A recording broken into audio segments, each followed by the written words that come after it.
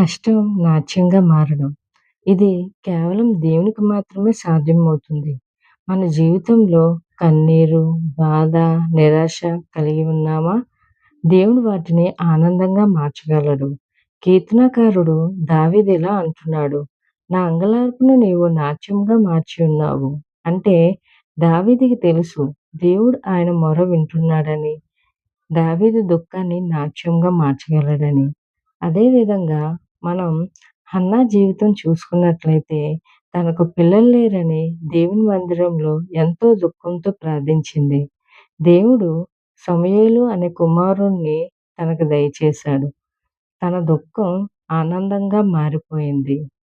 యోసేపు జీవితం చూసుకున్నట్లయితే తన అన్నలే అమ్మేసినప్పటికీ దేవుడు మాత్రం యోసేపును జ్ఞాపకం చేసుకున్నాడు. ఐగుప్తు దేశం అంతటికి అధిపతిగా నియమించాడు.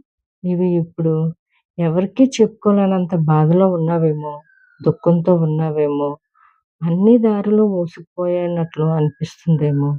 ఒక్కసారి రహస్యమందున్న నీ తండ్రికి ప్రార్థన చేయడం ప్రారంభించు. నీ ఏడుపు ఒక సాక్ష్యంగా మారుతుంది. దావీదును జ్ఞాపకం చేసుకున్న దేవుడు, యోసేపును జ్ఞాపకం చేసుకున్న దేవుడు, హన్నాను జ్ఞాపకం చేసుకున్న దేవుడు ఈరోజు నిన్ను కూడా జ్ఞాపకం చేసుకోగలడు.